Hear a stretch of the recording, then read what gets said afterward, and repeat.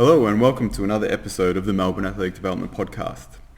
As always, this episode of Lateral Think is brought to you with the support of Strength by Numbers. Strength by Numbers have created an integrated clinical and sports performance system. The AXIT system uses force plates, dynamometry and strain gauges to objectively measure everything from isolated movements to sports performance tasks.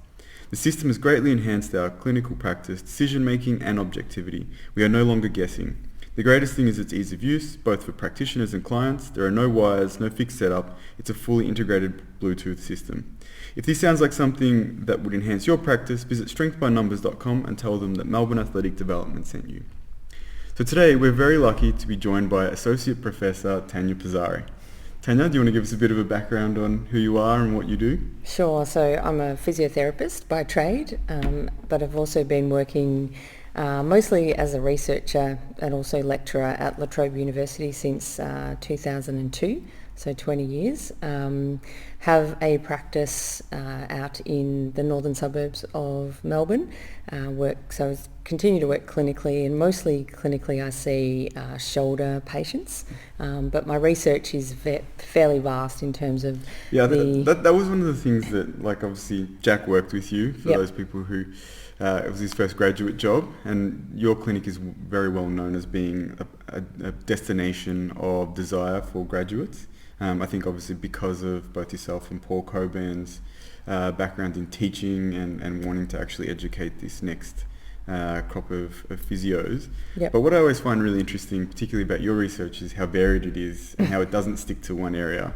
And I think to me that's kind of inspiring, because Jack and I don't know whether Tania influenced this in you, Jack, but we had this conversation with Paul, and Paul at the start was like, "Nah, you're wrong," and then he sort of came around to our way of thinking. But is that I got sick of us talking about it. You just thought, I better agree or I won't get home. we seem to fit into the camp of developing principles so that you can be a really strong generalist rather than necessarily going too far down the rabbit hole and becoming so specialized, particularly in general clinical practice. Yeah. What are your thoughts on something like that? Because it seems to vary depending on who we speak to. Yeah. We hold our view, but you have a lot more experience and knowledge than us. So yeah, I guess I'm kind of almost in both camps, even the way that I live in terms of clinically. You wear many hats. Yeah, clinically I mainly do see shoulder patients. But is that by choice, or is that just because you've been pigeonholed into being the expert on shoulders? No, it's probably a little bit of choice, I think. I do find them challenging, and I do like a challenge. So, but then again, I don't mind a challenge of a difficult hip or even a difficult back or neck. So I guess it's more the challenge than anything. But yeah, so going back to your question, I think particularly when you're starting out, it's really important to be a generalist. You know, you need to kind of have some knowledge and expertise and understand clinical reasoning across the whole entire body, and not just kind of musculoskeletal either. So I think it's really important to hone those skills, because we all know that, you know, the 4 years of undergrad, or however many years of undergrad, depending on the institution, but doesn't really set you up. It sets you up well to kind of learn more, essentially. So I think that's important to acknowledge, and most people acknowledge that. It was interesting because, like, it came across in a discussion we had with Richard Newsham-West, where I hadn't necessarily thought about it like this, but he works primarily in the postgraduate program. Yeah. And it sort of highlighted to me that, like, we've always had this discussion that you don't really know that much when you come out, and you do feel a little bit like you're in the deep end when you start out as a graduate. Absolutely. But just the different levels that there are to the postgraduate kind of understanding, and how Jack and I are really kind of a bit infatuated with this idea of, like, the evolution of knowledge, and how sometimes that can't be rushed, no matter how much you would like to speed that up as a younger clinician. For sure. Those experiences and the depth to which you start to expand your knowledge takes time. And I don't know whether that's got to do with, like, underlying actual neuroscience and how long it actually takes for those networks to grow and for those associations to start actually knitting. Yeah. But it just seems like there's a minimum of almost like a 10-year period where you're building this kind of grounds, and that's even if you're trying to build it. Yeah. I think a lot of people some don't have people any experience at all. Well, the other difficult thing I think too is there's no formal process of what you do once you graduate. Like as opposed to say medicine, right. where you get forced into exactly. You do your medicine degree, and then you go into internship, residency. Then you might go, and then you might usually go into some specialisation. Yeah. Now there's some kind of pathways you can take in physiotherapy, but the reality is there's a lot of different pathways you can take, whether you actually do formal study or informal study. And the other big thing is what environment you're in, because that's going to be a big influence of whether you actually learn and enjoy what you do or actually hate it. But I think that's one of the other big challenges, and like John said, it's one thing I probably stopped and thought about after talking to Richard, was going, yeah, okay, what are the expectations you have when you graduate from an undergraduate course? And it's probably my ideas were like way up here, but now I'm like, okay, actually you probably need to be thinking here. And then the reality is you need to be thinking whether you do it in a formal and informal sense of how do you get to that next level that you want to be at to actually start to feel like you have an understanding of broad principles, and more importantly, how you actually apply them in the real world. Yeah, but I think like something that you said then, John, I think, when your opinion is it takes about 10 years, but I don't think that's a synaptic brain thing. I think that's just exposure. Yeah. So just exposure over and over and over and over again. Well, I sort of seeing say that's the minimum almost that's as out well. there. Yeah, agree. How it's interesting because we had this conversation similarly with Paul, and obviously you've been doing this for more than 20 years now. How do you feel as a clinician that stayed in both the research and the clinical sphere that's continued to develop for you?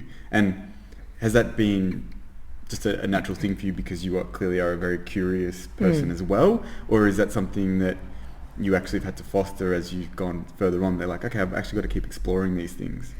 Yeah, I think that's just a naturally occurring thing. I don't ever sit back and think, oh, now I need to do X, Y, and Z. It's just kind of happened gradually over time. But yeah, so I think exposure to the immense variation that's out in the population, because you can go to a lecture on tendons by Jill Cook or Ebony Rio and go, right, well, this is kind of, now I know how to do tendons. But I'm sure you would say that after seeing them, but anyway. But okay, we can talk about that later. But then you see the very next person doesn't fit necessarily into that nice category, and that's really where the experience comes in. So you can do a postgraduate course, you can do lots of postgraduate courses, and kind of learn the typical patient for this, the typical thing that you'll see when they complain of that, and the typical kind of pathway for rehabilitation. But it's not for everybody.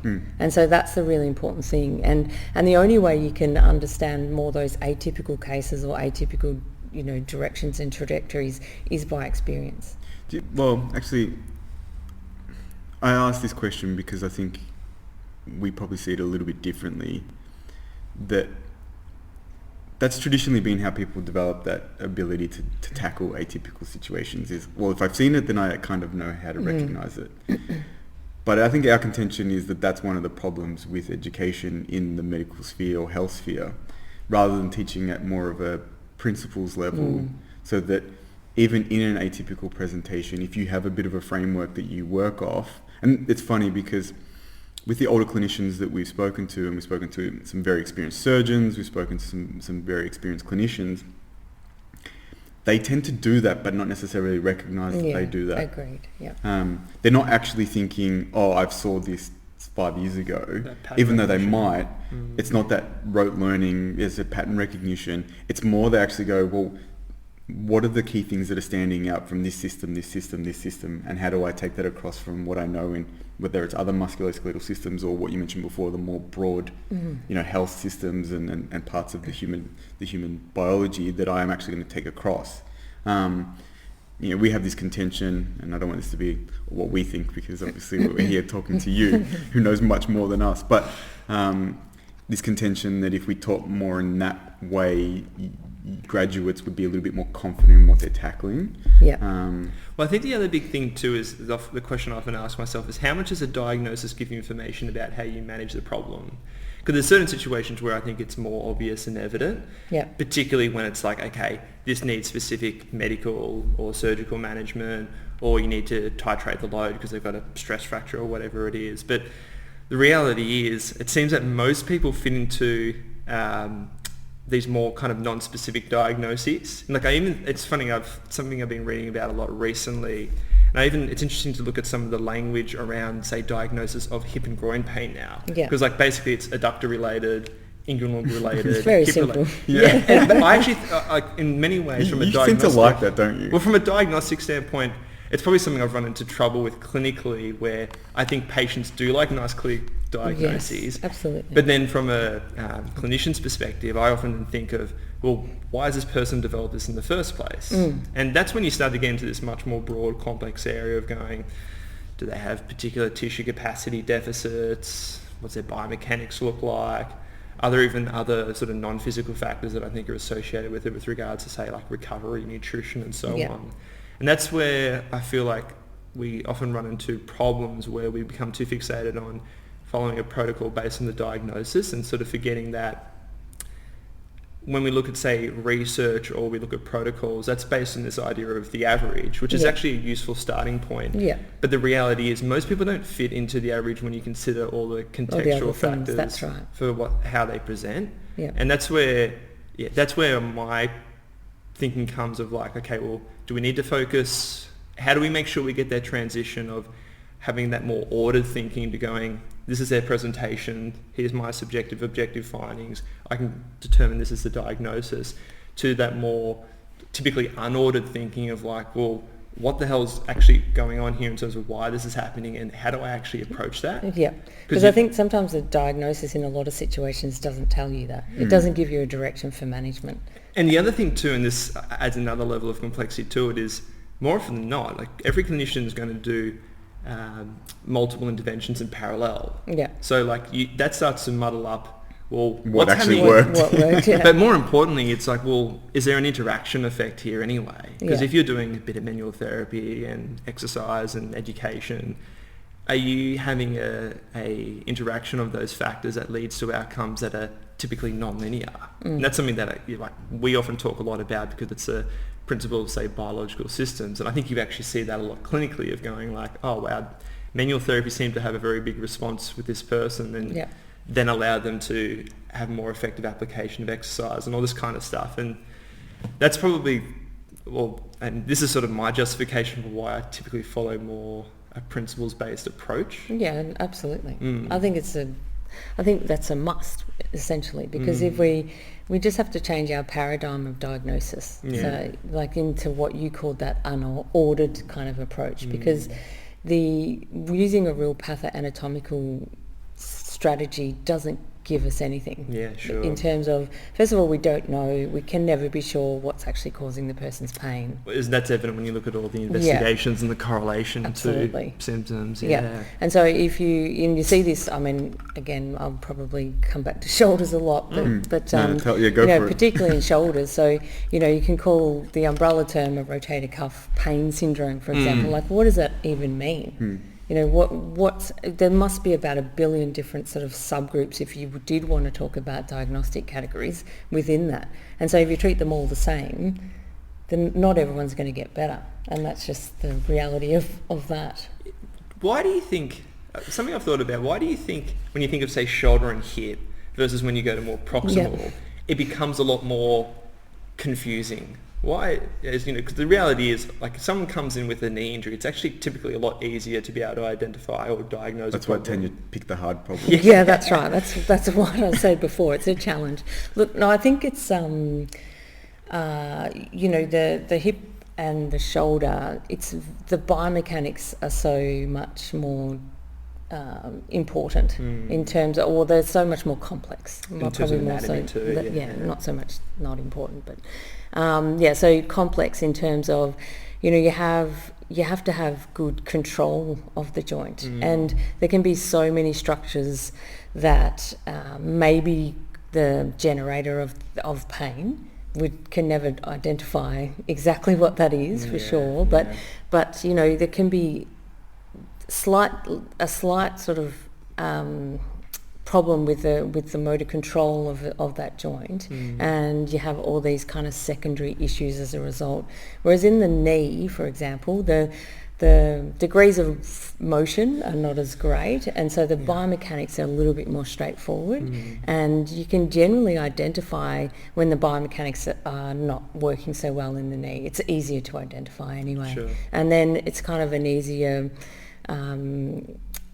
sort of understanding of what might actually help to improve those biomechanics. It's a simpler approach than the hip or the knee. It's much harder to work out. You know, you actually brought up a topic that I think I'm is laughing here because I know what he's going to say. of a good topic of conversation would be good to discuss, and that is motor control. Yeah. And I know I wrote this question to you before this because I was thinking about what would be useful things to talk about. And I think motor control is something that I've been interested to look at because I feel like it's a term that's used very ambiguously, very loosely. And like it's interesting if you look at the literature too, because the reality is there's actually so many definitions for motor control. If you look at, say, you know, Glenn Jull and Paul Hodges versus Stuart McGill versus the Punjabi, is it? Punjabi. Yeah. But there's just endless ones, and a lot of the time their theories or explanations are almost contradictory to each other. Yeah. So how do you approach or how do you think about motor control? Yeah, so I guess, definition type terms, motor control is basically just the regulation of movement. But it's much more than that. You know, you need the good integration of the muscles, so, the strength, the length, to that almost histological level that they're functioning quite well, the nervous system, the sensory system, so everything kind of has to be functioning well to be able to move with good biomechanics, basically. So for the shoulder, for example, the scapula has to move sufficiently so that the glenoid is put in a good position to accept the humeral head. Sure. And if that's not the case, then you start to get stress of a lot of the soft tissue structures around the shoulder. And so, and that can create pain from lots of different potential structures in that sort of soft tissue. So, almost skipping back a little bit to that diagnostic paradigm is, we should, when I'm looking at the shoulder, I'm not kind of assessing whether someone has got a deficit in their rotator cuff, for example. I'm actually standing back and assessing what is their motor control like, at least at the shoulder girdle, but even more so the whole body. So what's actually happening when they move. So when you say motor control, are you talking more about the biomechanics of looking at how is this person achieving the movement, essentially? Yeah, so but biomechanics, but also incorporating, the muscles. So what's actually happening with the muscles, if you can, to some extent clinically you can't, but the motor patterning. So when we've done our research, we look at the EMG patterning of motion. So when are the muscles coming in? How strongly are they coming in? Is that advantageous to the movement that they're actually trying to produce? So the motion of the joints and the bones, and when the muscles are coming in, even to how the patient actually perceives that they're moving. So what's their perception of their position and how it's actually going. So it's something that I often, typically the way I think of motor control, let me know if you disagree, is I often look at it as not often look at it, it's an output, essentially. Like your motor control is going to be different to mine based on age, anthropometrics, genetics, tissue capacity, and so on. And the reality is, the fact that we might have differences in motor control doesn't mean necessarily that yours is better than mine, so to speak. It may predispose perhaps me developing shoulder pain because of whatever reason.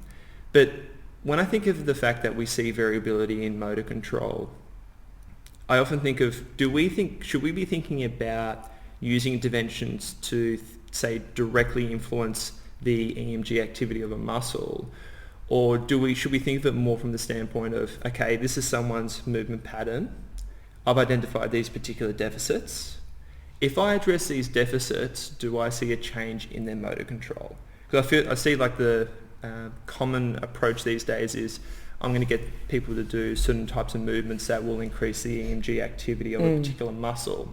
But I often look at it as like, well, how much do we need to actually consciously regulate movement? I feel like from an evolutionary perspective, if you're running out in the field and you got injured, if you had to say retrain the contraction of muscles, you're going to die out pretty quickly, because I just don't think that would have been a good survival. You're not running thinking, I need to, use my quad right now. Yeah. Correct. Contraction. Turn it on, turn it Yeah. on. I mean, if anything, perhaps it was more advantageous because they're like, I've got to keep moving, otherwise I'm going to die. And perhaps you don't get all the potential secondary issues that people have going, my knee's sore, I can't do anything now for the next 6 weeks. So, yeah, that's I'm interested to hear your thoughts of I think because the important part about this is the EMG activity is not necessarily related with the force output associated. No, that's with that. true. And that was, to me, was really confusing. And Jack probably, educated me more on this because he likes to read through a lot of this stuff.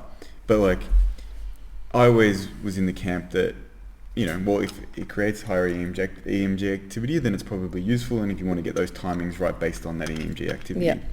But as time's gone on, that seems like an oversimplification of what actually is occurring, because we know that EMG activity will be lower in something, say, like an eccentric contraction. But or the more competent someone is at a movement pattern. Yes. Yeah, because they're efficient. Yeah. Yeah, absolutely. So there's an issue where if we're chasing EMG activity, we may actually not be improving the biomechanical output that we want. Yeah. The kinetics of it might actually be reduced if we do that. Yeah. And there's even evidence that I think you sort of presented suggesting that the more you actually are trying to create a specific movement, the lower the output than if you, and it was using the cueing. I bet say it's related to cueing. Like the difference between internal and external cueing. Yeah. And if you use internal cueing, you actually see reductions in, say, force output, even though EMG activity is higher. Yeah. And that's an interesting conundrum, I think. Yeah, like the EMG, certainly it's way too simple to say, oh, it's activating more, therefore, this is a good exercise or that's a good exercise. Because, and I think we've chatted about this before, Jack, but your activity in those research papers is relative to the force produced by the muscle. So you test the maximal force, say, of your pec, for example, and then you say, when we do this exercise, it's working at this percentage of this muscle's maximal force. And so it's normalised to itself. And so if you have a deficit in that muscle, it doesn't tell you anything. It doesn't tell you have a deficit, because it basically is saying, you're still working at 90% of that max force, but in fact that the max force is low compared to what it's capable That's right. of. Yeah. So you've got to understand that about EMG research, and certainly with ours we've moved well away from that, and we look at more the patterning. So we actually look at when it's working relative to other muscles, and try and get a bit more, because I think that tells you more about control overall of a joint. So your question about should it be focusing on that particular muscle, or should you just be focusing on the movement and the deficits? Deficits. I mean, I think probably in a lot of situations either could work, and that's where we go back to that clinical reasoning. What's going to work for that patient may not. They might still get eaten by the tiger if they were back in those days, but if there are those other things, if there's fear of movement, if there's inhibition of muscles, because you do see that, some people just get crazy inhibition and really strange motor patterning really quickly with pain, and I think you can tell those people, just move and do this and do that. There's no chance that they're going to improve. Well, and I also think too of even peripheral changes and how that influences sensory motor output. There's quite a bit of research done by Carla Stecco, and actually there was a recent paper that she published with Paul Hodges of looking at changes within the connective tissue network following injury, and how that influenced the behaviour of the muscle spindle. And so what that study found specifically was the muscle spindles were much more located at the perimysium within the connective tissue, and following injury, and particularly if you have disuse, you're likely going to get some fibrotic changes. That it influences the muscle spindle to actually function properly, to then send that proper signal back to allow that alpha motor neuron to actually be recruited. So it's that to me was just okay, well, there's a couple of things. One, motor control continues to be more complex than you first think. But also two, of thinking of, are we I often think, are we missing half the equation when we use the term motor control as opposed to sensory motor control? And I often think about that too from a manual therapy standpoint, because someone comes in with shoulder pain, they're like, that's as far as I can move it. You do some manual therapy and they're like, oh, okay, that feels really good. Yeah. Now that might just be a transient change, the next day they're like, oh, it's worse again. But clearly you've changed something there, and part of that obviously has to do with potentially sensory input, because you've changed the, say, viscoelastic behaviour of the tissue, not to mention central input, because the patient likes the fact that they've been touched and they feel confident. But yeah, it's like, that sort of highlights to me too of like, well, why do I think this person's motor control is impaired in the first place? Because the reality is there's potentially an endless amount of things. Well, there's obviously a limit, but then, I'm thinking, is it a sensory factor? Is it related to a motor output? Is it centrally the regulated thing? And that's all of the above. All of the and I think above. that's kind of, that's a really important, because you do see that. And so, but then if you go to the research or Twitter or something like that, the research. The research. Twitter, the research or Twitter. They're synonymous kind of. Yeah, they're same level of evidence. No, but I saw it on a blog post, so therefore it must be true. But there's that real sort of move away from manual therapy, for example. So and if you do, and even in the undergrad program, like the students, like I do something with them in third year, and we talk about, what would you do for this patient? They come in, that's a case study, the shoulder pain, they're in heaps of pain. And the first thing they say is, education and exercise. I'm like, this patient is in 8 out of 10 pain. Do something. You've got to, they've come to get some relief, and they're really reticent to sort of say anything to do with manual therapy, because that's kind of what's been, in the research. This feeds into like a couple of different areas when it comes to that. Like one is, it's disappointing because I feel like physios have given up a lot of their manual skills. And was there someone that mentioned that they're even reducing doing the manips?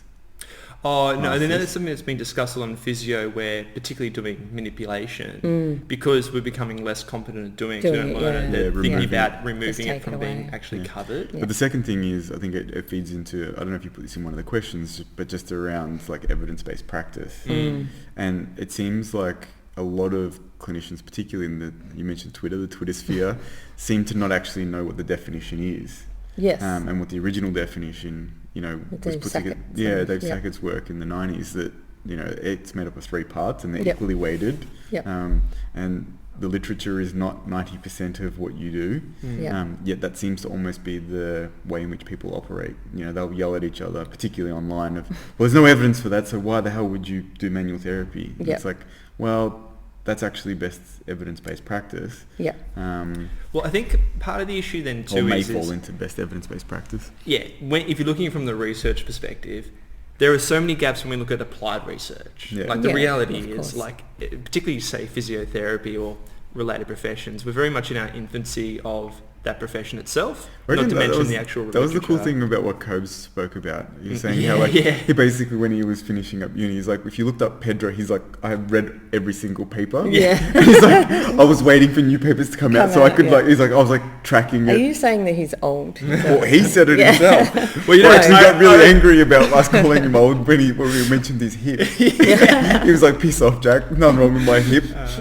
No, I do think... the other thing I remember him saying, which is, as a funny comment, is exercise science or exercise medicine was considered a pseudoscience. When he was at Melbourne Uni, they were like, well, we're not talking... The medical department... We're not wasting our time with that. Exercise physiology, what's that crap? I think it's just kind of what happens, you get these big pendular swings, way too far one way and then, swing back the other way. And but I think the limitations of research, apart from just being in the infancy, there's a couple of things. So one thing is funding, and that's a big thing. Oh, it's massive. So it's really actually but difficult. You can't paint it, exercise. You can actually but sell it's difficult to get the funding to run research projects about everything that you'd want to do, because you only get funding for priority areas. Totally. And so you see this at the university a lot as well. And this is probably why I spread out a little bit, but if you want to get funding, you have to apply for funding about OA, funding about diabetes, funding about one of our colleagues, public health kind of things. And you probably know him. Do you know Adam Bryan at all? From Melbourne. He's a colleague of ours, and you know, He's a colleague of all of ours, really. Yeah. He's in our he, family. like having conversations with him, you know, he said it's an endless battle, and you're always having to go for these bigger grants that are based, as you said, off problems that are seen as being higher need. Yeah, so the government sort of identifies them. Yeah, saying, and he said, like, a lot of it, you know, you do a lot of OA research, even though you kind of sneakily are trying to, like, look at this little thing in the study that's actually what you want to look at. Yeah. And, you know, the OA stuff is like, oh, it could affect OA a little bit somehow. Yeah, that's right. One day. Well, and it seems like that's even more of a problem in Australia in terms of the amount of funding for research in general. Well, science was completely defunded under the last few governments, which is a real problem. And now with the debt, it's going to get worse. Yeah. But yeah, so there's funding that's an issue, but then the second thing is it can just be friggin' difficult. Like, it's actually really difficult to conduct research, and particularly where you're trying to get some clinical reasoning in, you know, whether that's an exercise program or whether that's manual therapy. Because if I'm going to do research, the intervention has to be pretty consistent.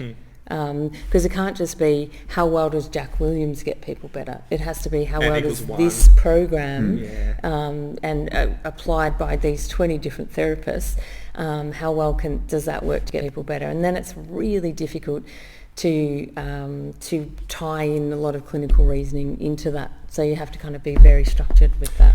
Well, clinically then for you, how do you fill in the gaps? Because, like, there's, you know, for instance, like, manual therapy is maybe a good example, because there'll be some people who will just say, like, show me the research for manual therapy. But I know that you do use manual therapy and use it with good effect. So how do you approach it clinically in filling those gaps where the applied research may not be there?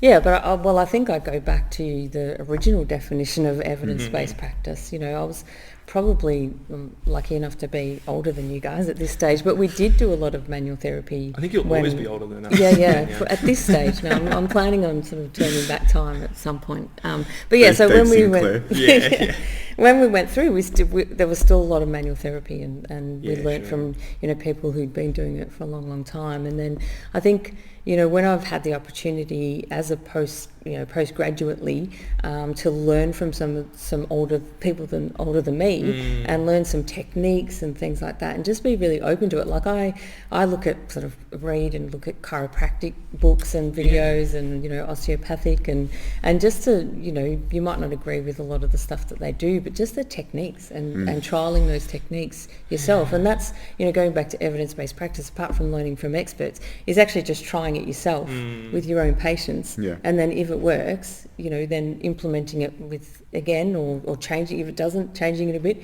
and that's that cycle of evidence-based practice. We spoke about this last week, and one of the discussions we had is around this concept of how to use safe-to-fail experiments. And the fact that it's probably a difficult space for clinicians to talk about, because we want to be certain and we want to get good outcomes for our patients, and the patient wants to be reasonably comfortable with that situation too. But every clinician will tell you, especially if they haven't seen something before, you are following this, you know, trial and error situation. And it's not, you know, we call them safe-to-fail experiments because it's an educated position that you take. It's not just, I'll just try anything. But you're setting it up to say, okay, if I use this intervention, what outcome do I get? If I use this intervention, what outcome do, and you're trying to feed that back into what you get so that you can amplify what's working and dampen what's not.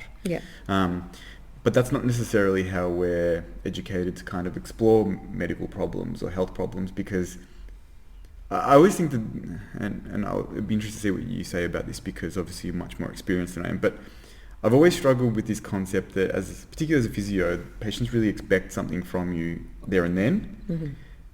And I've always been fighting against that, trying to educate them that, like, there's a lot of unknowns here and we're trying to navigate this, and we're going to have to do this with some collaboration. Obviously, I'm going to be imparting a lot of the knowledge side, but I need a lot of feedback from you. Over your time, as you've sort of gone through this sort of experience, or these experiences, how do you kind of use that trial and error or safe-to-fail experiments to kind of build some of that with your patients, when you know, especially for you, you're like, I've seen this a million times and I know that it's not clear how this is going to turn out. I think we always kind of err on the side of positive if you think you can do something about it. But definitely that's probably in some ways where I do use a bit of research to when you're educating the patient, because you can actually then say, look, I've done an experiment, or we've done some research about this particular, this kind of thing that you're having, or I've read some stuff about what's actually going on, and I know it actually takes a bit of time. And I think if you say up front that it's actually going to take a bit of time, then it buys you time. It buys you time to do those kind of trial and error experiments yourself. But the advantage I guess I have is a lot of people I see have tried lots of different things as well. I think it's much harder if it's the first person, that they've come and seen, for sure. And you also have the advantage if you have a bit of a reputation that, whatever you say actually must be true. So I'll definitely say that, because I know that as a young clinician that's harder to do. But I think if you can say, look, I've read this study, I've done this study and it's going to take at least 12 weeks for us to kind of really sort this out and to show some good benefit, but it's not going to be 100%. If you can put some numbers, people generally will engage, because you know yourself, if you've got an illness or an injury, you kind of want to know how long it's going to take. And if someone says to you 6 months, I know it's a long time, but at least in your head it's like, okay, it's going to take this amount of time. The only problem that I always struggle with that is, as Jack said before, it's an average. So you might go, typically, say ACL, it's always like, typically people will return to sport at around the 12 month mark. It can be anywhere from 9 months, but then we're laughing because it's like 12 months plus. Because that sometimes you have complications, sometimes people have issues with lots of hemarthrosis, all sorts of things that they need to kind of manage. I suppose if people have milestones that you're trying to tick off, at the very least, at that very first milestone, like if they're not walking without a limp, post-ACL relatively early, you might start to say, well, this is showing us that you're a little bit delayed. And you might get better engagement with your rehab because of that. Or it might just be, look, you're just going to take a bit longer. Well, that's a question to ask you, because, in your head, if you're seeing someone clinically, I think one thing that we need to think better is thinking much more in a probabilistic sense as opposed to a deterministic sense. But with that in mind, if you see someone with a particular shoulder presentation and you have an indication, like, based on research, my experience, this is how long it's going to take.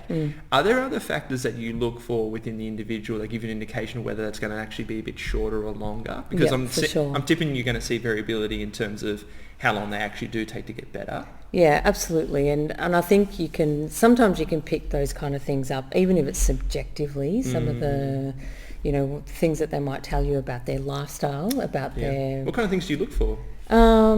Certainly, things that might affect metabolic health are a little bit of an alarm bell, I guess. Even their perception of how things are going to go, can give you a bit of an idea. If someone says, I recover really quickly, generally, or I had X, Y, or Z last year and it took me this long, those kind of things. How sometimes even this might sound bad, but if they're a young male who their frontal lobe hasn't quite developed yet. What do you mean young? I think it's all males. Well, so if you're picking up on something like that and you're worried about adherence to the program, or you're worried about them not listening to precautions around what they shouldn't be doing, then you might be a little bit more skeptical about the length of time it's going to take. So, do they actually have that sort of supraspinal input to go, is this a good idea right now?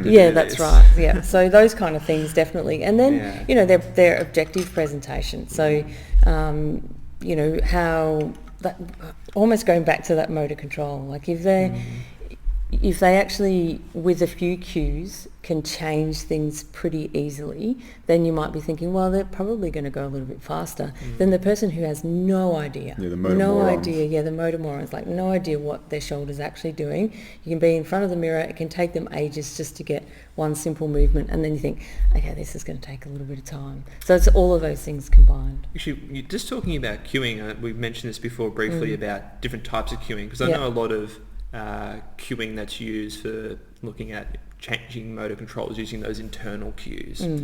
Are there do you use any particular framework, or do you have any particular thoughts on when you use internal cueing and then when you need to progress or change it to external cueing, or using other types of, or even from probably expanding on that of just progressing them to doing more vigorous types of physical activity with regards to, say, increasing the load or the complexity of movement? Look, I think with shoulders, there's, well, for a lot of people, a lot of that internal kind of cueing, and Jack, we use a lot of TheraBand in various different positions to try and get almost... There was that study that recently got published. I think it was like a review that Urine and Lynn and Sarah. Yeah. And some of the pictures in it, there was TheraBand going everywhere. It's like a maze. Yeah. And so, but we do use that and for that external, but not everybody needs that as well. So Sure. some people you can give them some instructions, they can, get in front of the mirror, even though that's, getting some external stuff going, but they can actually change things pretty quickly. And other people just move a lot better if they do have some resistance coming from all different sort of positions with TheraBand. So it just gives them that tactile feedback. Yeah, It's sort of absolutely. interesting. I think that's one of the big things that I notice a lot, even just from a coaching perspective, that often like creating those constraint sort of based learning, where you say like, I'm going to put this on your body, or I'm going to give you this task to do. I'm not necessarily going to instruct you too much about what's going on. That really changes the way that in which they'll start to move or try and find a solution to that problem. Yeah. Actually, speaking of which, this is actually a good question for both of you, because I'd be interested to hear your thoughts from a coaching perspective. You get some patients who come in who I would say they've got what you call very good interoception. They have very good body awareness. And sometimes I find you can be, I remember initially, early on, I was often quite dismissive of these patients when they go they're like, my shoulder's hurting, but like I feel this tension in my lower back too. And it's just like, don't tell me about your lower back. I just want to worry about your shoulder. But then over time, I actually start to think like, is there actually something to what they're saying here? Like, are they having some alterations or issues in their lower back that's affecting their sensory motor function around their shoulder? And for those type of patients who I think are much more internally aware, as opposed to the person who comes in and just got no idea.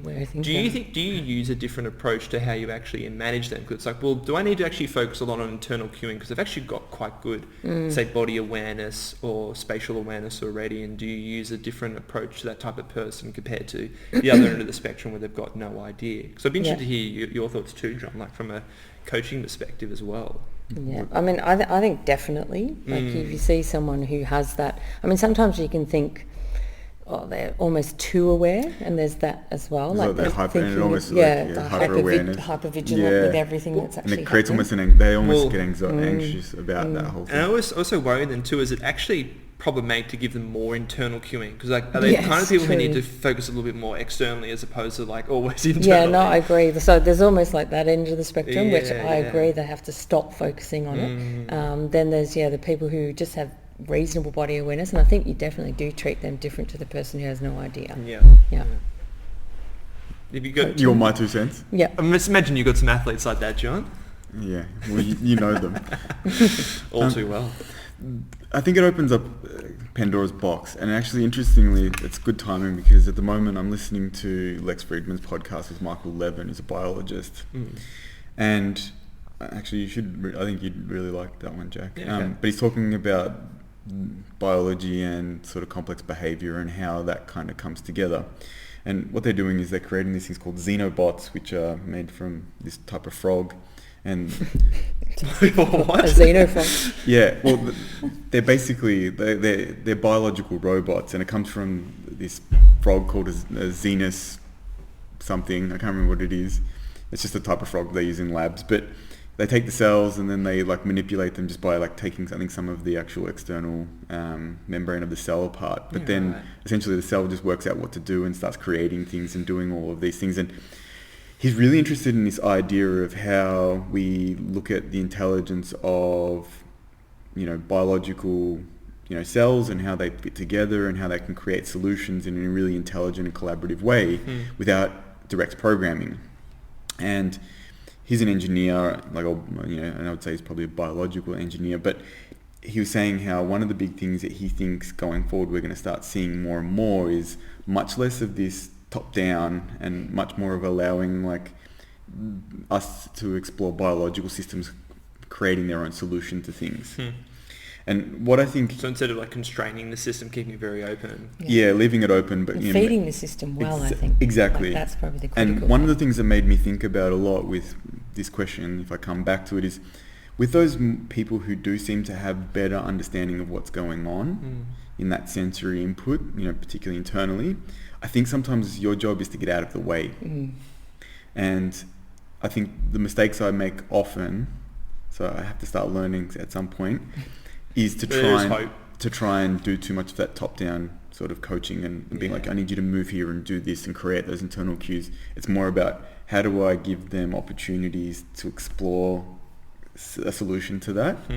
And I think about that a lot in rehab as well. It's like, we mentioned safe to fail experiments before. We always have students in, particularly, usually it's second semester, we have students in from Latrobe. And one student actually not that long ago asked me, like, we'll be in the rehab space and we'll be doing things, and I say, you don't say a lot to people. Like, you're more interested in just talking to them about their day.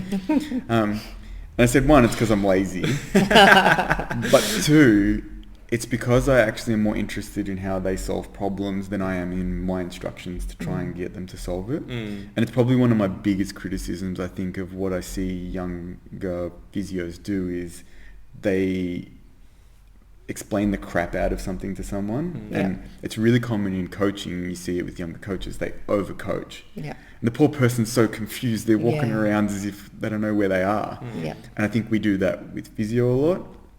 Particularly when we're explaining exercise and things, and it's really hard, I think, to do a good job of giving the right instructions, and there might be corrections that need to be done because some people don't move well, but then just letting them actually do it.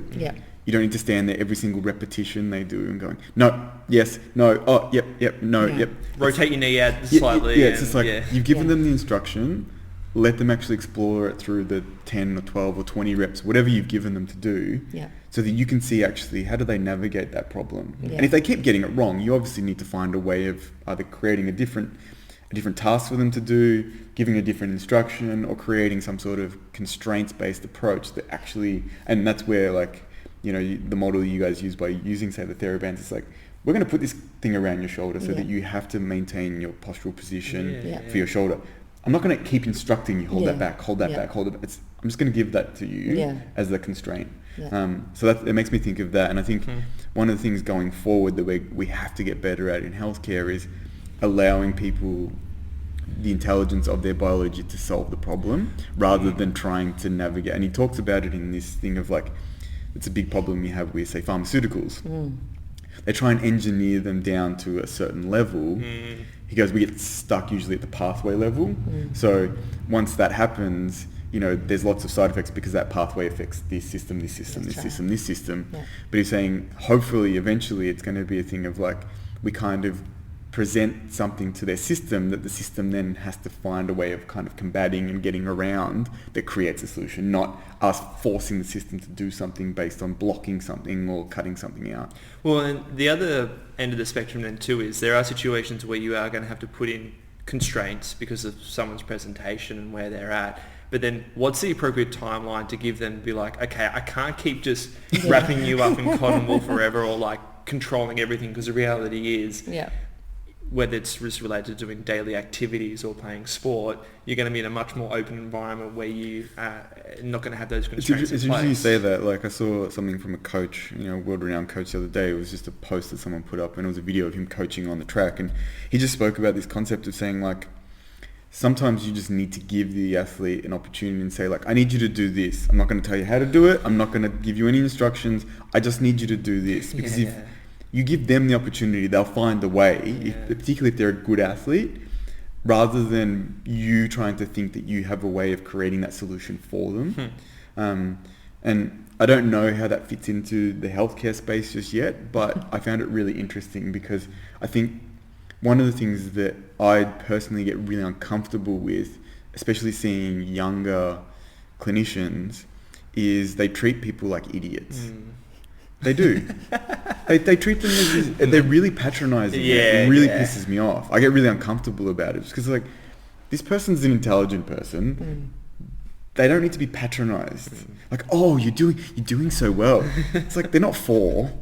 Let them do the damn exercise or don't. I treat a lot of physios. Yeah. And maybe it's not the patients that are the problem.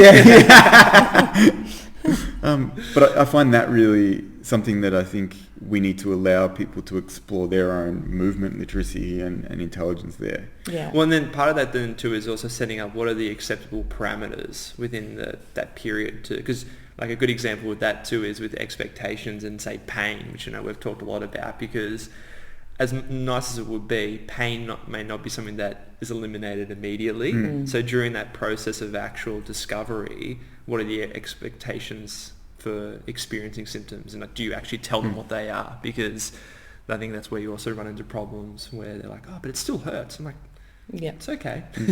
Yeah, but as long as something else is progressing potentially, and you can say, yeah, the pain's going to be a problem, but look at the X, Y, and Z that you've improved since you started this exercise or movement or whatever it is. So, yeah, absolutely. Yeah.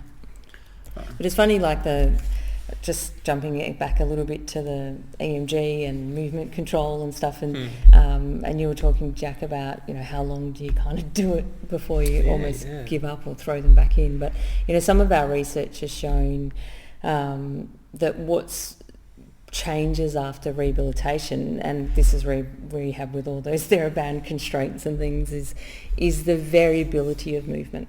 So, and we haven't actually published those data, but when you say variability, what do you mean? So basically, when people have pain, or we had an instability population that had pain, their muscle patterns, so when they switched on, when they switched off, their peaks were all really consistent between every repetition, between all of the different exercises, movements that they did.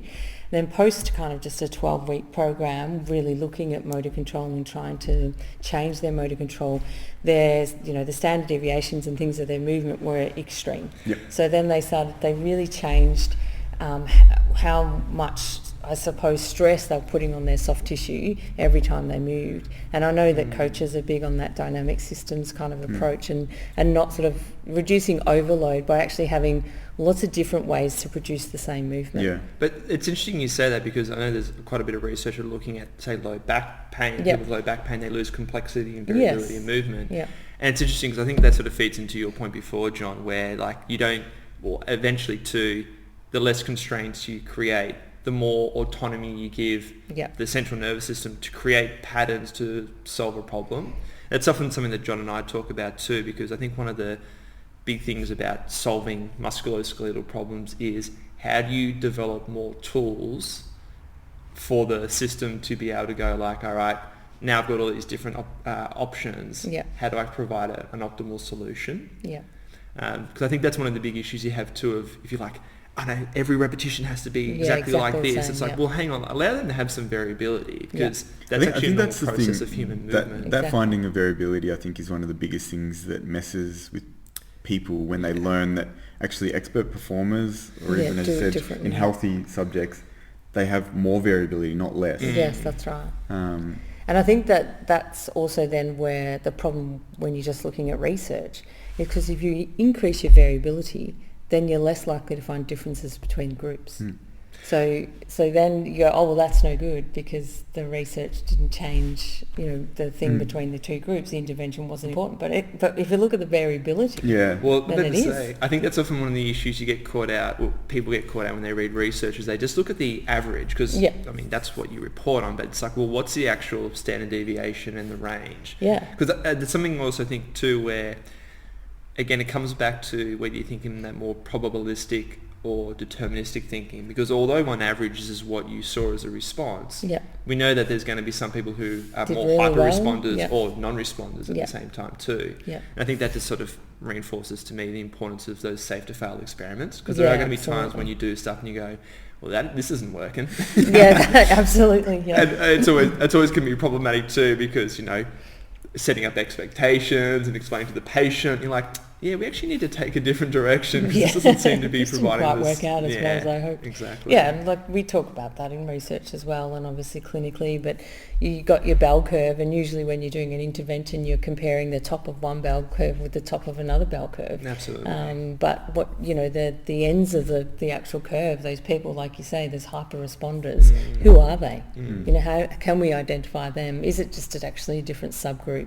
And who are the people who did really poorly, and what should we be doing with those people? With that in mind, actually, you'd be a good person to ask this question, is thinking about research and statistics, of statistical versus clinical significance, because there's obviously a big emphasis put on p-values, and I understand their importance in terms of determining the probability of it just being due to chance, versus actually, looking at clinical significance and looking at, say, confidence intervals and overlaps and things like that. Effect sizes, Yeah. Do you see a change in how researchers I feel like people are reporting much more on that stuff. Yeah, and certainly there's a lot of journals, some of the, the more well-known, better journals are really steering away from p-values, so they don't want to know if it's statistically significant. They want to know, if there's a clinical significance, what's the magnitude of the effect. So, we've, in our research, been doing that for a long time. We still report p-values because a lot of journals still want that. And, even the journals who say we don't want that, you send it off to the and they still reviewers publish it, or they say, where's the p-values? We didn't Can't do it. publish this without p-values. So yeah. What p-value do you want me to write down? Yeah, that's right. But we've, for a long, long time in our research, have always put effect sizes as well. Because that, absolutely tells you what the magnitude is. But, even with that, it's still relative to the means of the population and their standard deviation. So there's still kind of, it doesn't really get cut down to, who are the hyper responders, and the non-responders. That kind of is of interest to me. Well, with that in mind too, that sort of goes back to asking about, from your clinical perspective, looking at people who you think are going to respond more quickly or not, because there's obviously a lot of health factors associated with the function of the musculoskeletal system.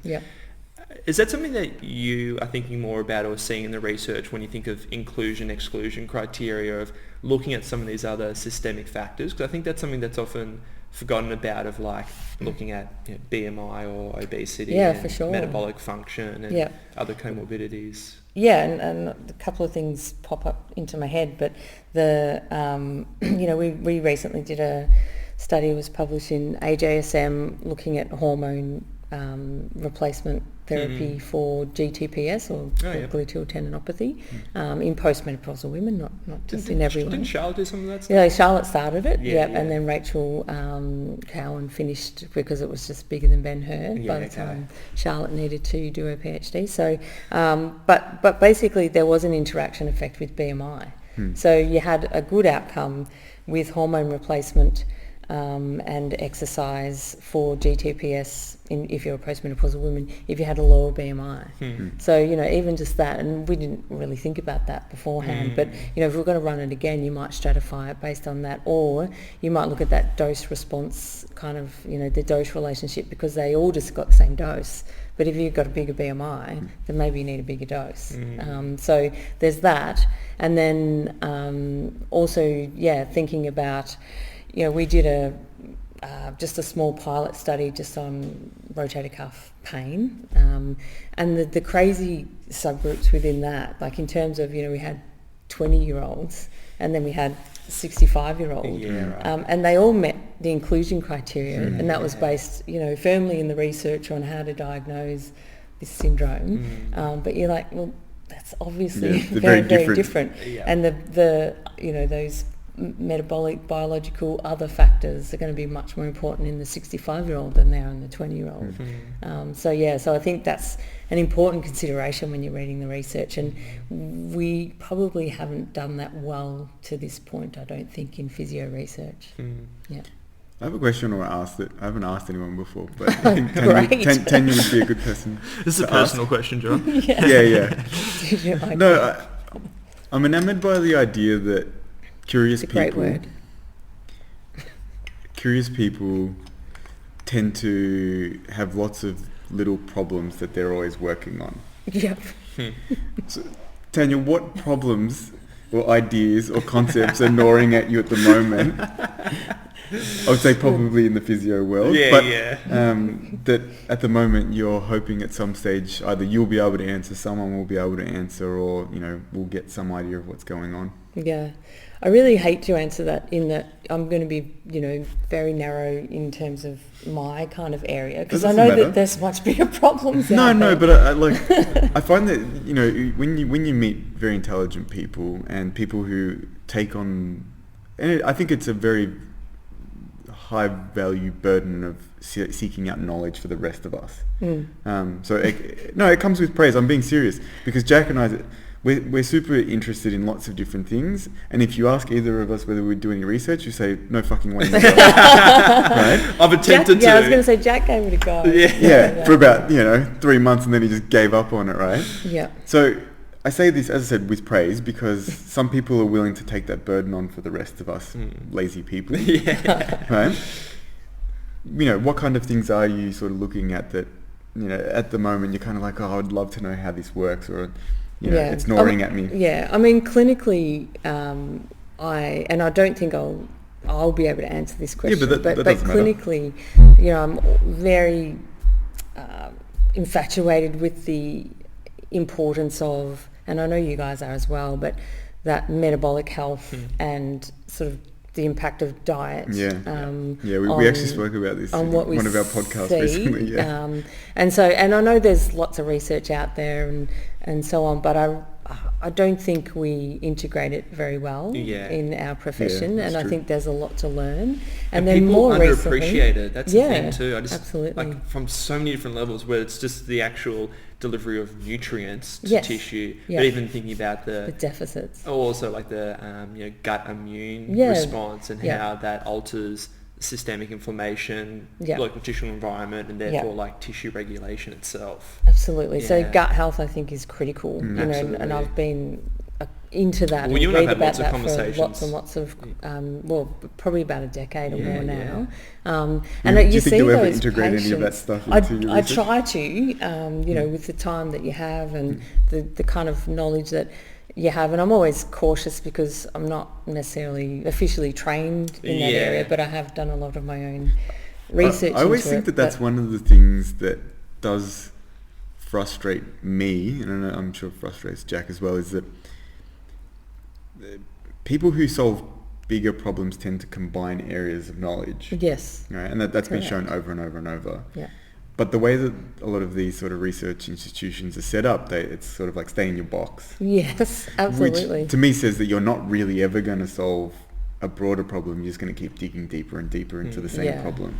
And that's its problem in itself. Yeah, it's a kind of a push to do this multidisciplinary research sometimes, but it's lip service a lot of the time. Even in the at that institutional level, and so you tend to just scurry back to your group of physios that you're used to doing research with, and you kind of know what's going on, and again, there's lots of reasons for that too, but like going back to the gut health kind of stuff, I mean, you see those patients that are in all sorts of trouble. You know, they've got the autoimmune stuff, they've been diagnosed with fibromyalgia, the GP sent them to you for their 5 sessions on Medicare, you know, because you can hoping for the world, and you just sit back and you just think, I'm not who you need, but but if you could just do more of a, I would just think about having a clinic where there's just this whole sort of whole body experience almost. This is called You're a Mess, come and see us. Yeah, you're a mess, something like that. But it's funny you say it though too. John and I, a couple of months ago, we had 2 barristers on. Right. And it was very interesting talking to them, because for them with problem solving, they have the luxury where they're like, here's a problem. I've got 2 weeks to navigate everything about this problem. Totally. And then they come to you with a problem, and you go to them with a problem. Or you go to them with a problem, like, give me 2 weeks to have a think about this. Right. And you actually create a plan, think about, all right, this is the approach we're going to take. I mean, we don't obviously have that luxury, nor, we're going to get paid tens of thousands of dollars just to be able to, I'm going to think about this for a while and find the best solution. No wonder they take 2 weeks. Bill you for every minute. I'm going to charge you for those 2 weeks as well. But it's one of the big issues that you have is in regards to time frames and also just limitations and resources as well. Yeah, absolutely. That's an interesting thing too, because do you think from a research perspective we need to implement different types of trials where instead of trying to over control what interventions you're giving, you're like, look, we're going to utilise dietary and some other lifestyle factors in addition to some actual exercise and see the outcome over time? Is there any interest in doing research in that way? Definitely. Like again, it just comes down to funding. Like we tried to get some funding for a frozen shoulder trial where we would intervene with like a low carbohydrate diet, for example. But it was almost impossible to get funding for that.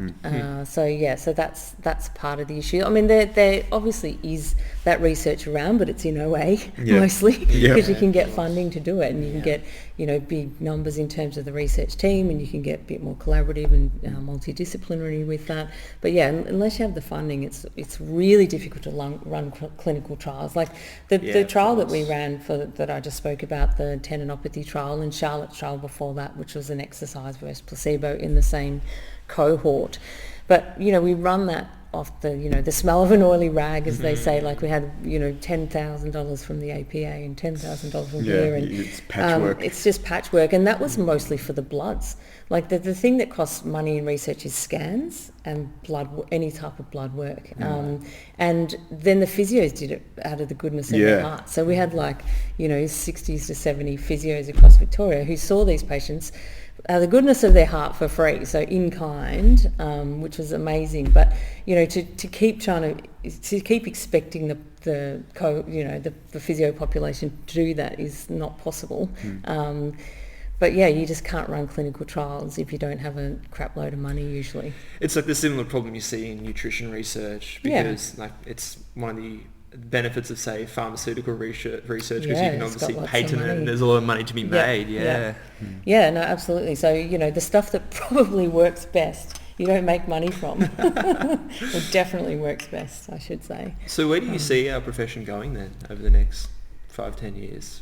Or even longer? I think that's the more interesting question. Sure. Yeah, I would love to see a little bit of a swing back to my era in terms of the good old days. The good old days, No, but I think we do smoking need to. Maybe it was better when there was less research, because then you'd be like, Yeah, I know it all. Yeah, exactly. I definitely think we need to reclaim some of that manual therapy and understand where it fits. Why is it being taught less at tertiary? I reckon it's funny because it's being taught less, but I think the actually interesting thing is, and you've probably showed more of this, Jack, is like how much effect manual therapy can actually have at a tissue level. And as the ability to view this in a much more with a much higher acuity is becoming possible, you actually do see tissue changes, and it's like at a very scaled down level. You're getting mechanotherapy happening, mechanotransduction happening from physical touch. Right?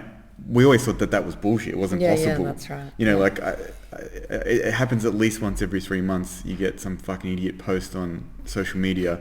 You can't stretch the ITB, and it's like, all right, shut up, dickhead. Yeah. Right? Like, because nothing's happening when you stretch it, of course. No, well, the thing is, you're not maybe going to elongate the tissue when you're stretching it. No, that's what I mean. But you're going to potentially get changes in the dynamics of... There's something happening. We're not stretching a piece of wood here. We're stretching biological tissue. Yeah. Anyway, I'm not going to get into the debate about stretching ITBs, but it basically goes into, as you said, that thing of people almost viewing the human body as inorganic, and that the physical touch doesn't do anything. And we know that it does. We know that it does, even just from clinical experience. Yeah.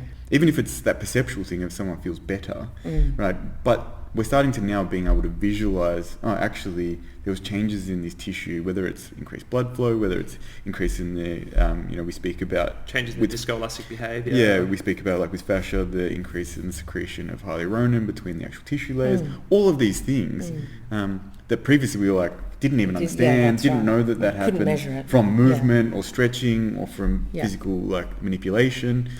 So I think that there will be a swing back because the basic science of what happens at a tissue level. Yeah, because there's evidence for it. It says if you do stretch or you do this or you rub on that or you push it, you actually do get secretion of these materials that actually increases gliding between tissue layers. Yeah. That actually happens. It's okay, that makes sense. Yeah, so I think half the problem there's been the swing away from that, but in its place, we're still not great at exercise either. Yeah. So, exercise is really important, critical. Yeah. But, so but we're not great at it yet. So that's actually my concern at the moment, and like how physio is being taught is I feel like we're in almost no man's land at the moment, because we've moved so far away from manual therapy, because the other element of manual therapy is it's such an art. You have to do it weekly for 4 years to actually feel confident in your ability to do it. Yep. But it's more this move of exercise. But then, we often talk to students about, all right, let's talk about some training principles. And they've got no idea. Yes. And they're like, and you just go, okay, well, where are we? Where is our knowledge set there? Yeah, that's right. And at the moment, like that, John, as you know, John and I did our masters in exercise science, and like the reason why I did that is I didn't feel confident in my exercise science principles whatsoever. Yeah. But that's probably one of my big concerns at the moment. It's like we actually had this conversation with David Delahart recently. We were talking about, say, physio, chiro, osteo, and he was making the point of, I don't understand why there's actually a difference between the three anyway. But putting that aside... I didn't like his name for it. What was some weird... what was it? Ortho... Practor or something. Yeah, anyway. But, there's going to be people who would say they're good or bad with osteo and chiro. One thing that they're good at is their manual therapy skills are very refined, and they're very confident in them once they graduate. And the reality is that has a lot of benefit for their own confidence and actually how that affects patients' confidence. I think there would be huge benefit if people... It will never happen, but if it did get to the point where it was a combination and you just got termed, a manual therapist or a musculoskeletal therapist, and you had skills from all of them. You take out some of the quackery, of course, but sure. Right, but the beneficial parts of each of them, it would actually turn you into a very, very skilled musculoskeletal practitioner. Well, I often think of it too. A lot of the courses I do now, they're not often... might not be within physiotherapy, or like I've been doing a lot of fascial manipulation stuff from this group in Italy. Yeah, because they love their fascial manipulation. And like I find it really clinically really useful, and I think some of the stuff is really interesting. But it's I don't really know any physios doing it in Australia. Yeah. So I think that's kind of where we need to be. I don't know if we'll be there, but I think it's heading in the right direction. Yeah. Look, I think there's good people trying to do good things. It's not always the case, but it seems like, at least if there's people like yourself involved, I'm pretty confident that we'll get somewhere. Yeah, I think the big thing is just being open to it. Like, people will sometimes come to me and say, "Oh, what do you think about this?" Expecting that I'll go, "Oh no, that's shit." Yeah. And I'll go, "Oh, well, Well, let's have a look. Yeah, like I'm always open to, like sometimes you say it's quackery, and I agree. There's some stuff where you go, it's quackery, but the thing is it's quackery when someone makes a claim that they have a lot of confidence in that isn't supported. Yeah. It's not in quackery if they come with a question. No. If someone says, and you hear that, say, for instance, a chiropractor might suggest to someone, and apologies if anyone's offended by this, but that if they do certain manipulations, they can improve someone's, say, asthma symptoms. Yeah. Right? Claiming that with confidence, I think, is difficult because there isn't any evidence to support it. Yeah. Posing the question and saying, is it possible for us to have an influence on the function of their lungs through manipulating their thoracic spine and potentially the inputs to those visceral structures? Yeah. Maybe. That's not quackery, that's a question that needs exploration and maybe hasn't been explored to the nth degree. Yeah. But claiming, I fixed someone's asthma because I, manipulated their neck and their back for the, a 12-month period, is probably making a claim that you can't substantiate with clear evidence or clear support. And there is clearly interaction between different systems, because you think of, say, exercise. And that's why I'm not even dispelling that it's possible. It may be, but what I'm saying is the part that's quackery substantiated is actually claiming it without the substantiation. Totally. Yeah, and so I think that's what I'd like to see, the way that you're thinking about that would be ideal. Just kind of being, because, to claim that we know anything really about the brain and the human body is a stretch. Rich.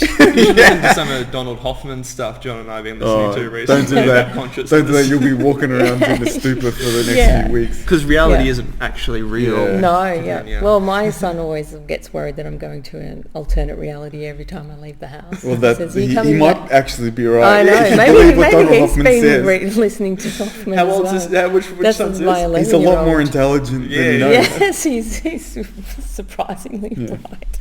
All right. Yeah. Unless there's anything else. Did you want to talk about anything else, Tania? No, I think that's Covered been off on very lots of good insightful. Thank For you me so as much well. for your time, Tania. We really No worries. appreciate you taking time out of your busy schedule. Thanks for having me.